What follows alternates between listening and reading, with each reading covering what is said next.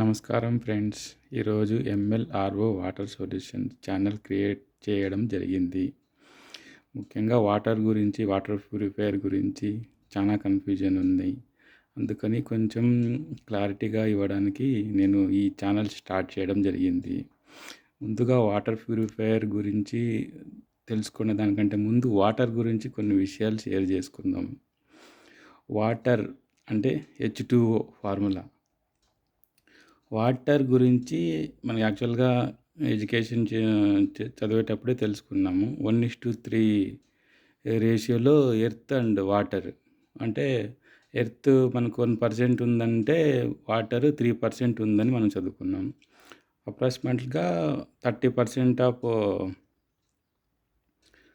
Water 30% of earth ఉందంటే 70% of water ఉంది మన కవర్డ్ ఆన్ ఎర్త్కి 70% ఆఫ్ వాటర్ ఉంది. అది ఏ రూపంలో ఉందంటే oceans, snows, reverse, lakes, ice అలా అన్నీ కలిపి 70% ఆఫ్ వాటర్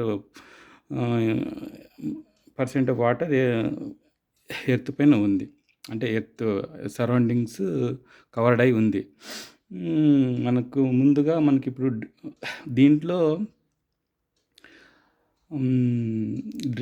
మనకు డ్రింకింగ్ వాటర్ పర్సెంటేజ్ ఎంత అని మనము ఒకవేళ చూసుకున్నట్లయితే మనకు 97% ఆఫ్ వాటర్ సాల్ట్ వాటర్, అంటే ఉప్పు నీళ్ళు. Only 3% water fresh water. దాంట్లో మనకు ఆ 3%లో మళ్ళీ సర్ఫేస్ వాటర్ అని, మళ్ళీ రివర్ వాటరు, ఐసు, ఇట్లా అన్ని దాంట్లో క్యాలిక్యులేషన్ చేసుకుని పోతే అవి ఇంకా పర్సెంటేజ్ తగ్గుతుంది.